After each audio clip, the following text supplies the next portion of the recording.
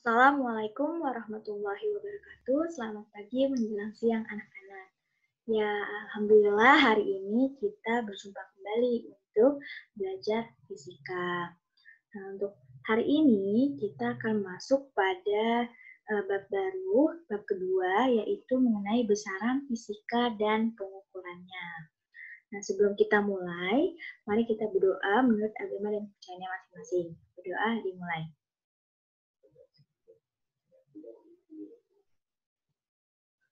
Baik, berdoa selesai. Ya, hari ini kita masuk ke bab 2 mengenai besaran fisika dan pengukurannya seperti yang bisa kalian lihat di layar. Adapun pada bab ini kompetensi dasarnya yang tertulis pada 3.2 itu mana menerapkan prinsip-prinsip pengukuran besaran fisis, ketepatan, ketelitian, dan angka penting serta notasi ilmiah.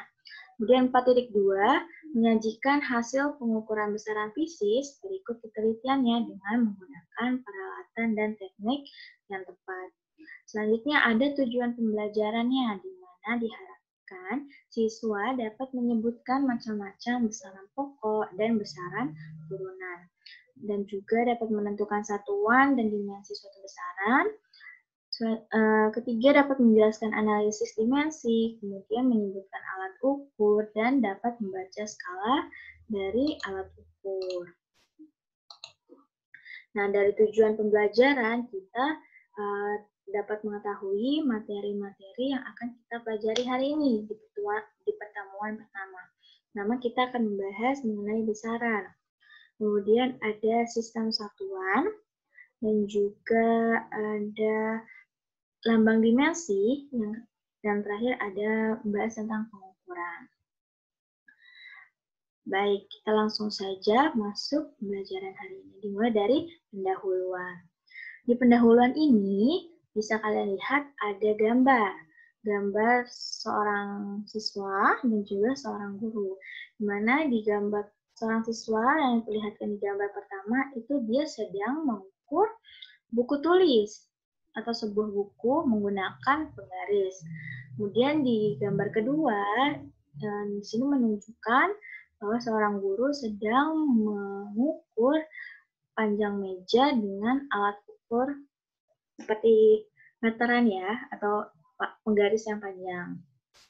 Dari gambar ini, dapat diketahui suatu kegiatan yang dinamakan kegiatan mengukur.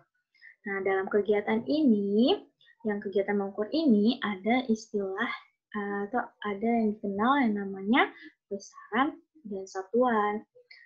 Nah, apa sih itu besaran dan satuan? Mari kita lihat. Nah, pertama kita akan membahas tentang istilah besaran terlebih dahulu. Di mana besaran adalah bahwasanya besaran adalah sesuatu yang memiliki besar atau nilai dan dapat diukur, serta hasilnya itu dinyatakan dengan angka-angka. Besaran juga diartikan atau besaran fisika adalah ukuran fisik suatu benda yang dinyatakan secara kuantitas. Di besaran ini ternyata dia dibagi menjadi dua, ada besaran menurut asalnya atau menurut satuannya, kemudian ada besaran menurut arahnya. Untuk menurut asal atau satuannya dibagi kembali menjadi besaran pokok dan besaran turunan, dan untuk arah dibagi kembali menjadi besaran skalar dan besaran vektor. Untuk lebih jelasnya, mari kita lihat di slide berikutnya. Pertama, kita akan membahas namanya besaran pokok. Besaran pokok adalah besaran yang satuannya didefinisikan sendiri, atau bisa kita artikan juga besaran yang satuannya itu sudah telah ditetapkan terlebih dahulu. Di besaran pokok ini ada 7 besaran yang perlu kalian ketahui. Dimulai dari panjang, besaran pokok itu terdiri dari panjang, massa, waktu, suhu, kuat arus, intensitas cahaya, dan jumlah zat. Di mana kemudian di PPT ini bisa kalian lihat di tabelnya ada satuan di sampingnya, kemudian ada lambang satuan. Jadi dari besaran pokok ini nanti kita dari besaran pokok, oh ternyata dari besaran pokok kita mengetahui juga satuannya dan lambang satuannya. Untuk pengertian satuan itu sendiri nanti kita akan membahas di slide berikutnya. Slide berikutnya. Nah, di besaran pokok ini untuk panjang memiliki satuan meter. Dilambangkan dengan M, kemudian besaran massa, besaran pokok massa, satuannya itu kilogram, waktu, sekon, suhu itu Kelvin, bukan Celsius ya. Kemudian kuat arus, kenapa bukan Celsius? Nanti kita akan dari alasannya. Kemudian kuat arus itu ampere, intensitas cahaya itu kandela, dan jumlah zat itu mol. Dari satuan ini kita tahu lambang satuannya seperti apa, bisa kalian lihat di tabel ini. Jadi intinya untuk besaran pokok itu ada 7 besaran pokok ini. Baik. Di sini dari besaran pokok ini itu merupakan kunci untuk penerapan dari besaran yang selanjutnya, yaitu besaran turunan. Besaran turunan adalah besaran yang diturunkan dari satu atau lebih besaran pokok. Nah, di sini ada beberapa contoh dari besaran turunan. Pertama ada luas, kemudian volume, ada massa jenis, kecepatan, percepatan, gaya, dan usaha. Nah, di sini bisa kalian lihat nih, di tabelnya, selain besaran turunan diberitahu, ada juga rumus dan juga satuan yang diberikan. Kenapa sih contoh ini masuk dalam besaran turunan? Bisa kita ambil contoh luas. Di luas ini memiliki rumus panjang dikali lebar. Nah, panjang ini termasuk dalam besaran pokok tadi. Kemudian ada juga namanya lebar. Lebar ini juga termasuk dalam panjang. Panjang ini tadi adalah besaran pokok ya. Jadi luas ini memiliki besaran yang diturunkan dari dua dari besaran pokok, yaitu panjang. Ini dari luas, dia memiliki rumus panjang kali lebar sehingga satuannya meter dikali meter, jadi meter kuadrat. Itulah mengapa luas ini bisa dikatakan besaran turunan. Selanjutnya, selain besaran pokok dan turunan, tadi kita juga tahu ada besaran yang dari namanya besaran. Nah, tadi selain besaran turunan, besaran pokok dan besaran turunan, ada juga yang dikenal dengan besaran menurut arahnya. Tadi ada besaran itu besaran skalar dan besaran vektor. Apa itu besaran skalar? Skalar adalah besaran yang hanya memiliki nilai dan tidak memiliki arah. Contohnya seperti massa, waktu, suhu, jarak, dan kelajuan. Dari contoh ini kita tahu bahwa massa ini hanya punya nilai, dia tidak memiliki arah. Selanjutnya ada besaran vektor. Besaran vektor adalah besaran yang memiliki nilai dan juga arah. Contohnya ada gaya, kecepatan, percepatan, dan juga momentum dan perpindahan. Adapun contoh lainnya yang dia memiliki besaran yang memiliki nilai dan juga arah. Untuk perpindahan kan dia tidak hanya punya nilai, tapi ada juga yang namanya suatu arah. Misalkan perpindahan dari A ke B, berarti arah dia sedang ke lokasi B, gitu kan? Itu makanya perpindahan masuk dalam besaran vektor. Nah, contoh dari masing-masing besaran ini itu merupakan besaran-besaran yang sudah kita kenal tadi di besaran pokok dan juga besaran turunan. Hanya saja untuk di sini besaran skala dan vektor itu sebagai golongan di mana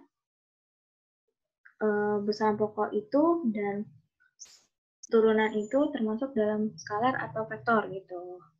Seperti itu ya. Nah, setelah besaran, kita sudah mengenal besaran. Nah, selanjutnya adalah satuan. Dan kita tadi sudah mengenal istilah satuan di pendahuluan tadi ya, di gambar. Nah, di sistem satuan, bahwasanya dahulu sistem satuan ini menggunakan sistem satuannya sendiri. Sebagai contoh, misalkan satuannya ini menggunakan anggota tubuh, yaitu bisa kita kenal dengan jangkal. Jangkal itu berarti pengukurannya menggunakan telapak tangan. Kemudian ada lengan juga, lengan tangan. Lengan tangan ini biasanya kita kenal dengan hasta. Dan juga ada langkah kaki. Nah, seperti itu ya. Jadi dahulu itu sistem satuannya ada yang menggunakan sistem anggota tubuh. Tentu saja dengan sistem satuan yang menggunakan anggota tubuh itu menghasilkan nilai yang tidak sama ataupun dia tidak akurat untuk dijadikan satu pengukuran. Kenapa? Karena kita tahu ya bahwa ukuran dari anggota tubuh seseorang itu pasti berbeda-beda sehingga hasil yang didapatkan pasti akan memiliki nilai yang berbeda pula. Lihat saja, telapak tangan ibu dengan telapak tangan kalian ini itu memiliki ukuran yang berbeda dong. Nah, begitu juga dengan sistem satuan ini.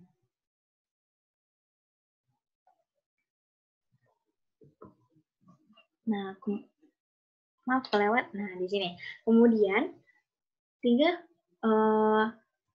karena adanya ketidaksamaan atau namanya dia akan terjadinya kesalahan dalam pengukuran, maka dibuatlah sistem metrik yang dimulai pada masa revolusi Prancis. Yang satuan dasarnya itu diambil dari alam. Nih, di sini ada satuan panjang yaitu meter didasarkan pada dimensi bumi. Kemudian ada satuan massa yaitu kilogram yang didasarkan pada massa air yang memiliki volume 1 liter atau desimal kubik. Kemudian sistem ini ditetapkan sebagai satuan internasional sebagai standar pengukuran. Karena itu ditetapkannya satuan internasional ini sebagai standar pengukuran, mencegah terjadinya satuan yang berbeda-beda di setiap negara. Adapun di sini sekedar pengetahuan mengenai bahwa pembuktian bahwa pentingnya satuan. Di sini ada peristiwa mengenai pesawat antariksa. Pesawat antariksa yang mengelilingi orbit, yang mengorbit Mars, planet Mars, itu tuh dia mengalami kebakaran atau terbakar dan pecah berkeping-keping. Kenapa hal ini bisa terjadi? Ternyata ini tuh disebabkan kesalahan penerjemahan atas instruksi yang diberikan oleh tim NASA, tim navigasi NASA. Kenapa bisa ada kesalahan penerjemahan instruksi data numerik? Itu tuh disebabkan tim navigasi NASA ini dia memberikan instruksi data numerik itu yang menggunakan sistem satuan internasional. Sedangkan pesawat antariksa ini hanya bekerja menggunakan sistem yang namanya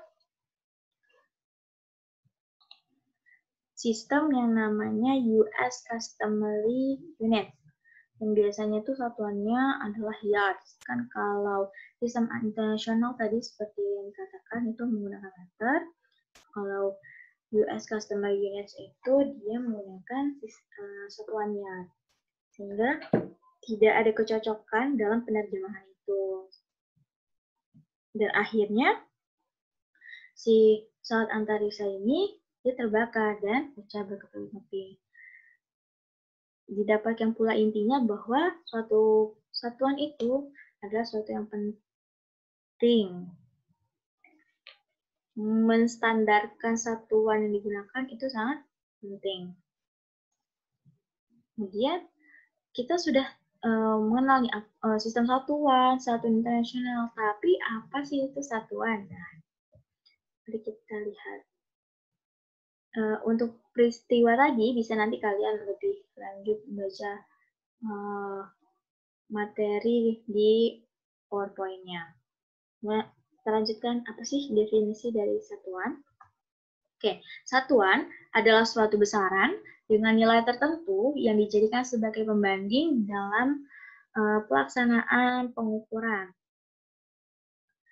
Contoh, nah di sini ada contoh besaran panjang dengan nilai 1 jengkal disebut satuan jengkal. Nah, satuan jengkal ini yang sebelum adanya satuan yang dinamakan satuan internasional tadi, nah, sebagai standar pengukuran. Selanjutnya contoh besaran volume dengan nilai 1 liter disebut satuan liter. Nah, untuk menyeragamkan nama dan nilai satuan, maka disepakati oleh para ilmuwan dunia agar menggunakan satuan standar internasional atau sistem internasional. Sehingga sistem internasional itu apa sih? Sistem satuan atau satuan internasional itu adalah satuan yang diakui penggunaannya secara internasional serta memiliki standar yang sudah baku. Satuan ini dibuat untuk menghindari kesalahpahaman yang timbul dalam bidang ilmiah karena adanya perbedaan satuan yang digunakan. Seperti yang peristiwa pesawat antariksa tadi. Karena ada kesalahpahaman yang diakibatkan kesalahpahaman atas penerjemahan data numerik, makanya peristiwa itu terjadi. Jadinya keledakan seperti itu. Makanya satuan internasional itu kemudian dibuat agar menghindari kesalahpahaman. Kemudian dalam satuan internasional diketahui adanya 7 besaran pokok yang tadi kita sudah pelajari, maka ada pula 7 satuan pokok dalam sistem internasional, yaitu berupa meter, atau M, kilogram, kg, sekon, S, dilambangkan S, ampere dilambangkan A, Kelvin dilambangkan K, kandela dilambangkan CD, dan mol atau jumlah zat itu bisa dituliskan dengan mol.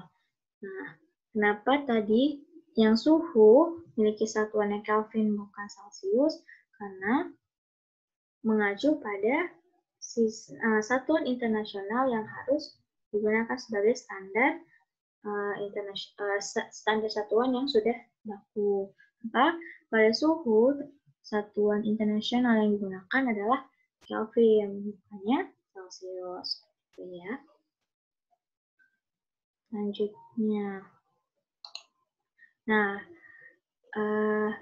di sini kita bisa melihat tabel-tabel ini adalah awan-awan pada sistem internasional. Nah, bahwasanya satuan tiap besaran fisika itu dapat dinyatakan dalam satuan pokok satuan internasional tadi dengan menggunakan awalan. Awalan ini menyatakan kelipatan yang semuanya itu merupakan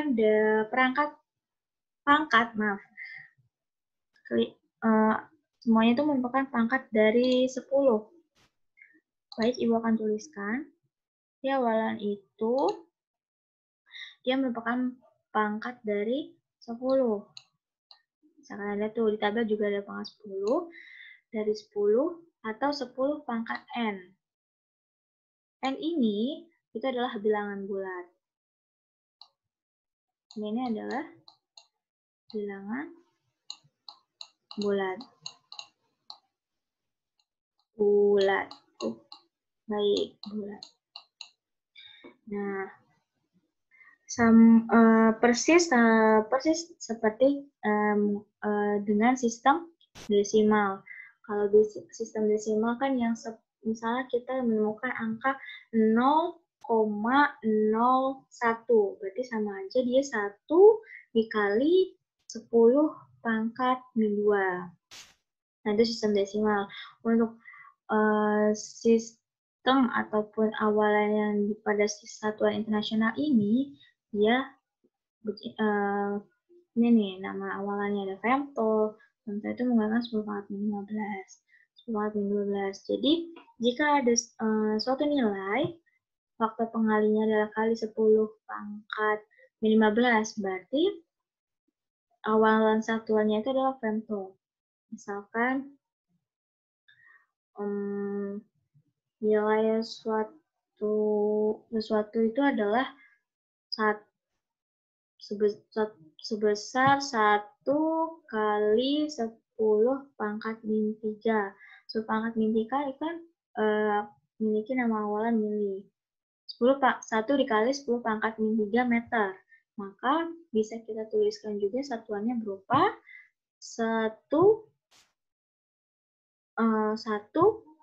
milimeter. Karena 10 pangkat min 3 itu mewakili awalan yang namanya mili. Kemudian ada meter, maka suatu benda itu bisa dituliskan 1 kali 10 pangkat min 3 meter, atau bisa kalian tuliskan 1 milimeter. Nah, untuk awalan-awalan ini bisa kalian pahami lebih lanjut di PPT-nya.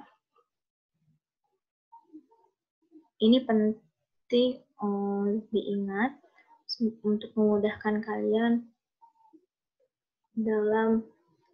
untuk mengetahui bagaimana awalan-awalan yang bisa digunakan di dalam satuan. Nah, selain itu, dikenal juga jadi ada yang namanya mengkonversi satuan. Untuk konversi satuan ini, itu kan konversi adalah mengubah. Nah, biasanya ataupun di konversi satuan ini, tentu kalian sudah kalian pelajari di pelajaran matematika. Yang kalian lihat nih, yang ada tangga-tangga seperti ini tuh merupakan kegiatan yang dinamakan mengkonversi satuan. Jika kalian kilometer, hektometer, dekameter, meter, desimeter, dan seterusnya, itu yang berupa tangga, ini tuh adalah satuan panjang. Begitu juga dengan yang pangkat 2, kemudian yang pangkat 3. Adanya tangga-tangga ini memudahkan kita untuk mengkonversi satuan, misalnya dari kilometer ke meter, dengan naik turun tangga berapa, kemudian dikali 10, seperti itu. Selain dalam satuan panjang, kita juga mengkonversi yang namanya satuan massa. 1 ton, 1000 kg, 1 kuintal 100 kg. Ini tentu harus sudah tahu ya pada saat kalian belajar di matematika. Dan satuan waktu juga, ini sering kita dengar dulu 1 jam itu 3.600 detik, 1 menit itu 60 detik. Nah, hal-hal seperti ini jangan dilupakan, karena waktu-waktu jika dalam pengerjaan soal dimintanya apa, kalian bisa mengubahnya menjadi satuan yang diminta atau mengkonversi satuan yang diminta pada soal. Nah, seperti contoh dalam mengkonversi satuan ini. Soal pertama, diketahui sebuah lemari memiliki panjang 1,5 meter. Kemudian, maka untuk menyatakan cm, berapa panjang meja tersebut? Tadi diketahuinya 1,5 meter, dimintanya cm. Maka meter ke cm itu tadi tangganya turun 2 kali. Maka 10 kali 10, maka dia 100 dikali 100. Jadi 1,5 dikali 100, nah 150. Maka 1,5 meter itu sama saja dengan 150 cm. Nah, ini tuh yang dinamakan mengkonversi satuan. Kemudian contoh lainnya, Adi mengendarai motor dengan kecepatan 40 km per jam. Maka, untuk menyatakan dalam meter per sekon, berapa kecepatan motor yang Adi pakai? Jawab. Bisa dijawab. Kilometer. Dimintanya meter. Kilometer ke meter tadi gimana?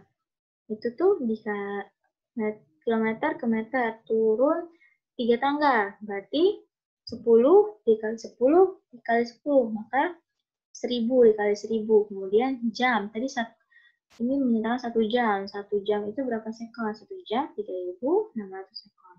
Maka kita tahu yang 40 dikali 1000 meter dibagi 3.600 sekon.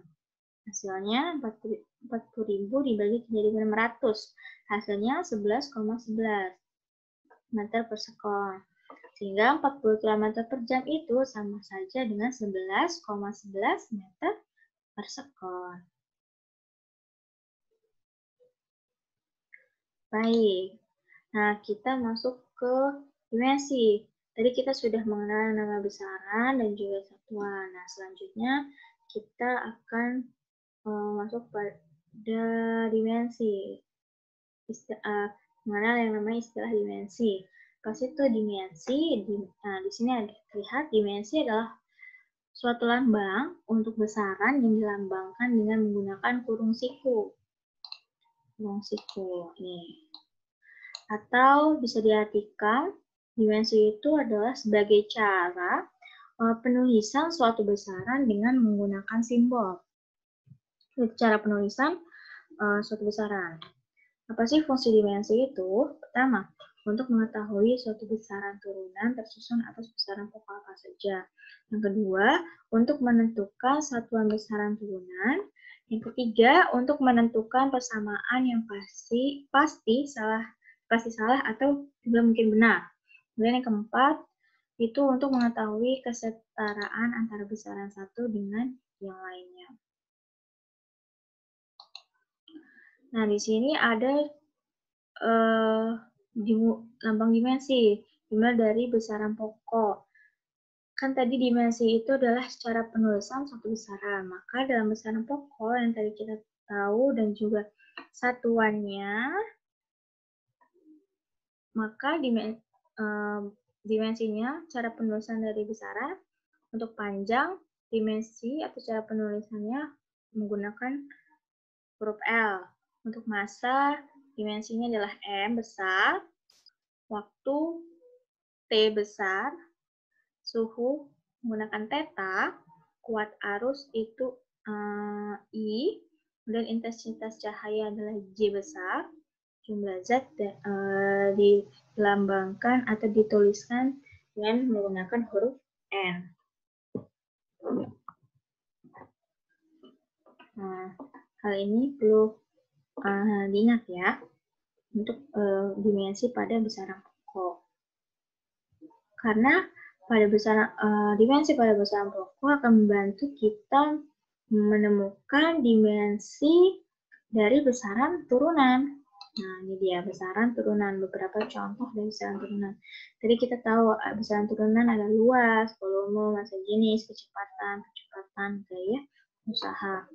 Dari luas, kita tahu dimensinya tadi, kan L kuadrat, karena panjang dikali panjang, L dikali L, maka dituliskan secara L kuadrat. Kemudian ada volume, L pangkat 3, massa jenis. Massa jenis kan tadi adalah massa dibagi dengan volume. Volume itu tuannya meter kubik. Maka M kali L pangkat 3. Dan seterusnya. Untuk lebih jelasnya, mari kita lihat nih ini contoh lainnya. Nah, untuk jelasnya, cara mencari dimensi pada kecepatan. Kecepatan kita tahu rumusnya V sama dengan S dibagi T atau jarak dibagi waktu.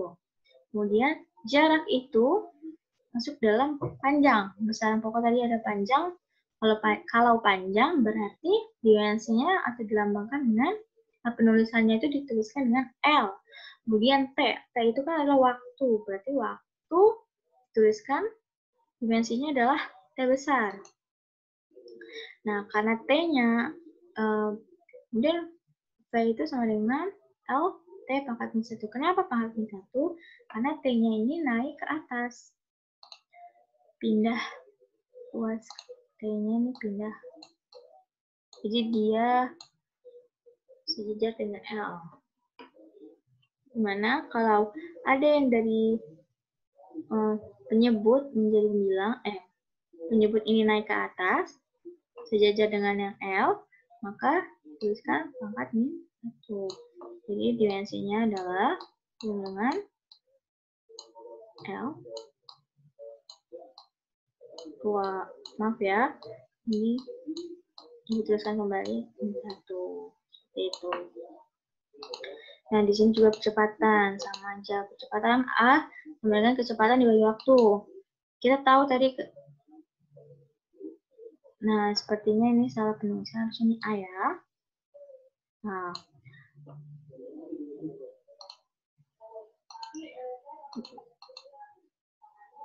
Oke, dulu hapus.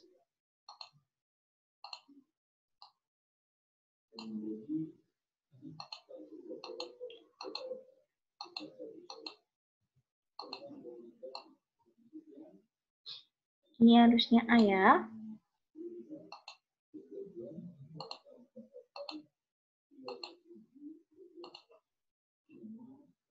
Ibu ganti warnanya. Biru aja deh. A. Wah, tidak terlihat. Sudahlah ya. Ibu hapus saja. Baik. Kemudian, kita tahu kecepatan bisa lihat dari sini tadi. Kemudian ada T. T itu kan waktu. T, waktu. Waktu ditambahkan dengan T besar. Kemudian, pindahkan ke atas T yang di bawah ini. Jadi, L kali T pangkat min 1 dikali T pangkat min 1. Sehingga hasilnya L dikali T pangkat min 2. Nah, dapat dituliskan lagi deh. Karena ID sininya 4, maka A sama dengan dimensinya adalah L itu T pangkat min 2. Ya, maaf ya tulisannya kurang rapih. Nah, untuk lebih jelasnya mari kita perhatikan contoh soal dimensi. Di sini jika G merupakan suatu konstanta dari persamaan gaya tarik-menarik antara dua benda yang bermassa M1 dan M2 serta berpisah jarak sejauh R, dituliskan rumusnya seperti ini. Kemudian maka tentukan dimensi dan satuan G. Nah, kita bahas, diketahui tadi adalah ini persamaannya, rumusnya. Kemudian kita tahu dimensi gaya. Gaya tadi bisa kita lihat di tabel.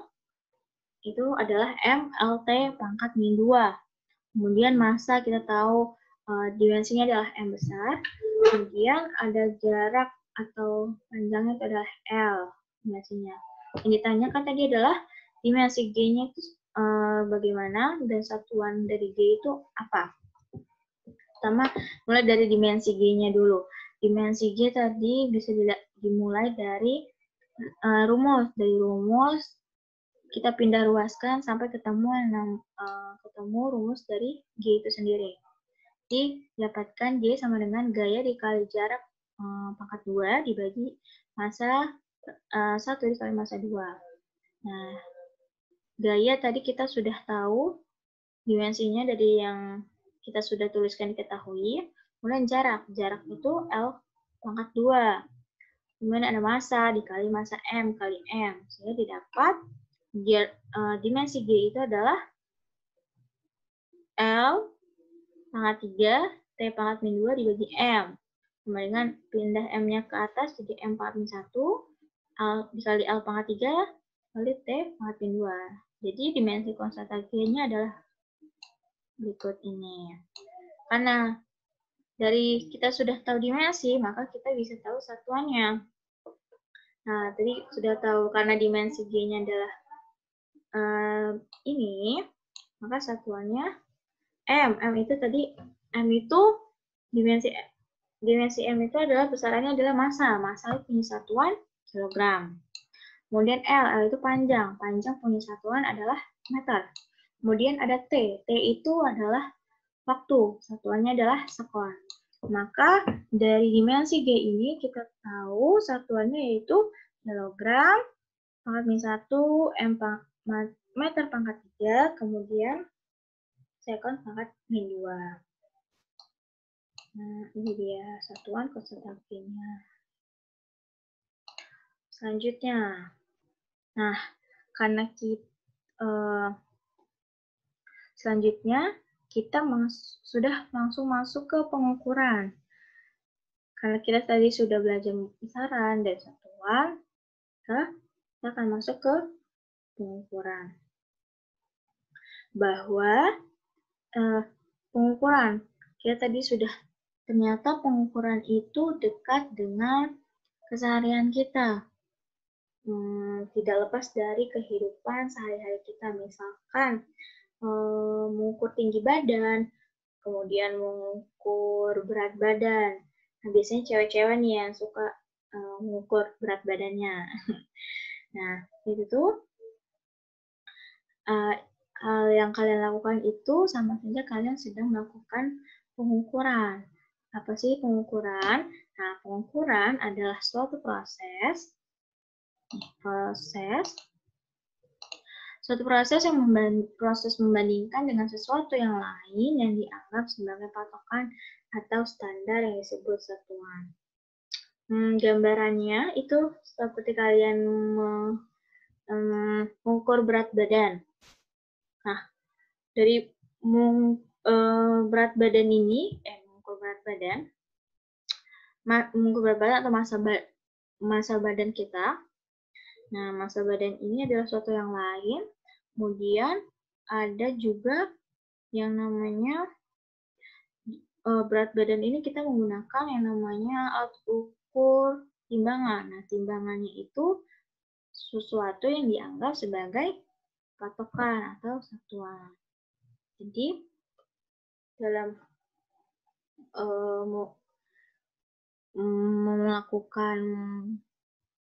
melihat massa badan kita atau berat badan kita, itu tuh kita sedang melakukan pengukuran. Kemudian dari pengukuran ini apa sih tujuannya? Nah, tujuannya untuk mengetahui nilai ukur suatu besaran fisik dengan hasil yang akurat. Nah, sebelum dari pengukuran ini, ada pun hal-hal yang perlu kita perhatikan agar pengukurannya itu misalkan benar, maksudnya hal-hal yang perlu kita lakukan itu agar pengukuran yang kita lakukan itu benar. Ada hal yang perlu dilakukan pertama itu ada aspek pengukuran, kemudian kesalahan pengukuran, ketika menilai alat ukur, yang menentukan ketidakpastiannya, yang keempat cara melakukan hasil pengamatannya. Baik. Nah, kita mulai dari aspek-aspek pengukuran. Sebelum kita melakukan pengukuran dengan alat ukur, kita harus ke aspek-aspeknya untuk mengetahui sifat alat ukur yang digunakan. Istilah teknisnya nih sebagai berikut. Pertama ada ketelitian atau presisi. Itu proses pengukuran untuk mendapatkan hasil yang sama, khususnya untuk pengukuran yang berulang. Nah, kalibrasi alat, yaitu menyetel nilai-nilai yang tercantum pada skala alat ukur dengan nilai standar atau satuan. Di mana kalibrasi alat ini itu sangat penting untuk dilakukan. Kemudian ada ketepatan atau akurasi, yaitu kesesuaian antara hasil pengukuran dan nilai yang sebenarnya. Kemudian lanjut ada kesalahan dalam pengukuran. Nah, kita harus tahu kesalahan-kesalahan apa yang bakal terjadi dalam pengukuran. Nah, ini adalah berikut macam-macam kesalahan. Apa sih kesalahan itu? Nah, penyimpangan nilai yang diukur dari nilai benar. Itu kita harus mengenal dulu kesalahan yang bakal terjadi seperti apa, sehingga kesalahan itu bisa terhindari saat melakukan pengukuran dengan alat ukur. Sini ada 3 macam kesalahan. Pertama ada kesalahan umum atau keteledoran. akibat keterbatasan pengamat dalam pengukuran seperti biasanya tuh tidak terampil menggunakan alatnya, salah membaca skalanya, salah membaca skala dari alat ukur itu sendiri. Kemudian yang kedua, kesalahan acak atau random error. Akibatnya ada fluktuasi halus pada saat melakukan pengukuran. Ya.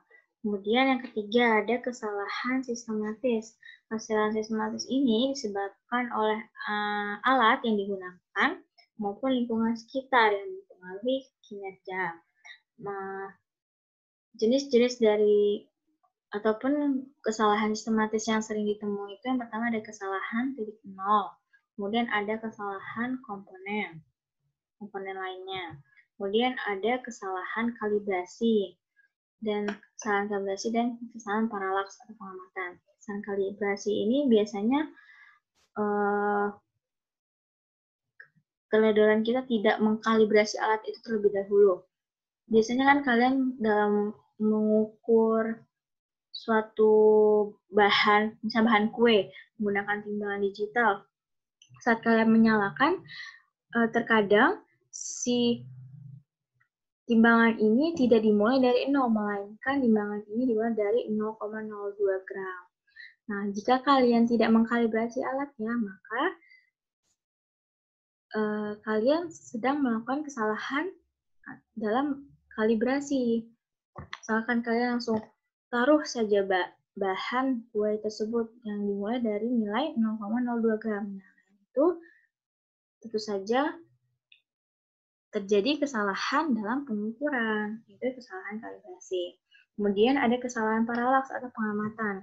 Ini biasanya kita sering salah dalam membaca skala, yaitu bahwa posisi benarnya itu adalah searah atau dengan mata kita. Kita tidak boleh melihat dari sisi sini, sisi samping kanan, sisi samping kiri, tapi harus sejajar dengan skala yang diukur, sejajar dengan benda yang diukur. Jadi kita membaca skalanya itu dengan benar. Posisi benarnya searah dengan bendanya. Nah, itulah kesalahan-kesalahan yang perlu kalian ketahui dan harus dihindari dalam saat pengukuran. Selanjutnya tadi ada step 3 langkahnya, yaitu memilih alat ukur dan ketidakpastiannya. Apa sih alat ukur? Alat ukur merupakan alat yang digunakan untuk mengetahui ukuran berbagai macam hal. Nah, macam-macam alat ukur itu mulai dari alat ukur panjang, massa, dan juga alat ukur waktu. Seperti apa alat ukurnya? Nah, ini dia. Pertama ada alat ukur panjang. Kalian juga sudah mengenal pasti di SMP dulu mengenai alat ukur ini. Pembahasan alat ukur ini ada jangka sorong, kemudian ada mistar atau penggaris, kemudian ada mikrometer skru. Adapun alat ukur panjang lainnya. Kemudian alat ukur panjang ada alat ukur massa, contohnya ada neraca elektronik, atau bisa kita kenal dengan timbangan digital. Kemudian ada neraca dua lengan nih, yang gerak-gerak, kemudian ada neraca pegas dan juga neraca Ohaus. Alat ukur massa, selain ukur massa ada alat ukur waktu.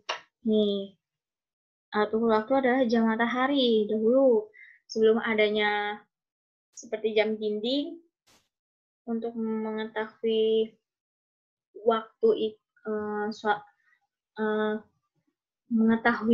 waktu atau jam berapa menggunakan jam matahari. Kemudian selain itu ada jam dinding dan juga ada stopwatch. Nah, ini adalah alat-alat ukur macam-macam atau contoh-contoh alat ukur baik panjang, massa dan waktu yang kita bisa sebagian kita temui di kehidupan kita sehari-hari. Nah, untuk pembelajarannya dicukupkan sampai alat ukur. Tadi kan sebelumnya kalian melihat bahwa di alat ukur itu masuk dalam langkah step atau langkah dalam pengukuran itu untuk memilih alat ukur dan ketidakpastiannya. Kemudian yang keempat itu ada cara melaporkannya. Nah, untuk mengenai langkah pengukuran yang memilih alat ukur dan ketidakpastiannya, dan juga kemudian cara melaporkannya akan kita bahas di pertemuan berikutnya untuk berbicara mengenai ketidakpastian yang ada pada alat ukur, dan juga cara melaporkan pengukurannya seperti apa. Yang biasanya nanti itu akan dituliskan di dalam suatu laporan praktikum. Nah, itu akan membantu sekali untuk melaporkan hasil pengamatan atau pengukuran yang sudah kalian lakukan. Baik, sepertinya untuk materi hari ini kita cukupkan bahwa di pembelajaran hari kita sudah mengenal nama besaran, kemudian ada satuan, dan juga dimensi. Selain tiga itu, kita juga membahas tentang pengukuran. Pengukuran itu seperti apa? Pengukuran itu adalah pengukuran itu membandingkan dengan adanya patokan. Kemudian kita juga di dalam pengukuran kita tahu ada langkah yang perlu dilakukan dengan mengetahui aspek pengukuran seperti apa. Kemudian juga ada kesalahan yang harus perlu dihindari. Kemudian kita ada memilih alat ukur juga, mengetahui alat-alat ukur itu seperti apa. Ternyata alat-alat ukur itu sering kita temui di kehidupan kita sehari-hari. Baik, sepertinya untuk hari ini cukupkan materi di pertemuan minggu pertama. Terima kasih atas perhatiannya. Untuk tugas, nanti bisa kalian lihat di Google Classroom-nya. Baik, itu saja. Assalamualaikum warahmatullahi wabarakatuh. Sampai jumpa. Jaga kesehatan semuanya. Terima kasih.